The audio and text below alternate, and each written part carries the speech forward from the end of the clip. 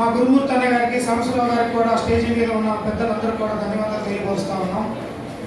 Sir అన్న ఒక 2 నిమిషాలు కాస్త నేను రాష్ట్రానికి అధ్యక్షుడిగా పనిచేస్తున్నాను గత 4 సంవత్సరాలుగా. మేము అత్యంత అధునాతన నాగరికత నేర్పిన పసుపు కుంకుమ తయారు చేసి నాగరికతకి అర్థాన్ని పెట్టిన ఒక అత్యంత నాగరికత నేర్పిన కృష్ణబెల్లి జాతి మాది. అటువంటి జాతులు ఈరోజు మేము కొలుగుర్తులు కోల్పోయాం. కొలుగుర్తు కూడా లేదు మాకు. అలాగే ఇప్పుడు ఉన్న వాళ్ళలో కూడా అమ్మ ఉద్యోగాలు ఎంతమంది చేస్తున్నాం ఒకసారి చేతులు ఎత్తండి. డైలీ పనికెళ్ళే వాళ్ళు చేతులు ఎత్తుంది ఒకసారి.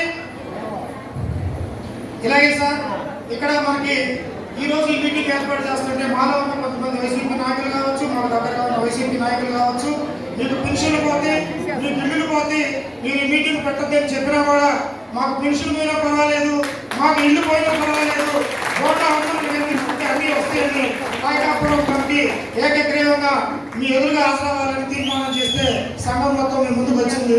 కాబట్టి కృష్ణపల్లి సంఘ జాతిని మీరు ఎప్పటికీ గుర్తుపెట్టుకోవాలని కూడా మీరు సభాముఖంగా తెలియపరుస్తూ ఉన్నాం. అలాగే 10%గా చదువులో 10%గా ఉన్నాం. ఉద్యోగాల్లో కావచ్చు ఒక 1% సార్ నేను మెటీరియల్ ఇచ్చాను, మా మెమోరాండం ఇచ్చాను. అలాగే మాకు నామినేటెడ్గా దాదాపుగా ఈ టౌన్లో 2000 కుటుంబాలు ఉన్నాయి, ఒక నామినేటెడ్ పదవి లేదు మాకు. అలాగే గుంటూరులో అయితే 5000 కుటుంబాలు ఉన్నాయి, ఒక నామినేటెడ్ పదవి లేదు. అలాగే టీడీపీలో కావచ్చు, వైసీపీలో కావచ్చు మాకు రాజకీయమైన పదవులు లేవు.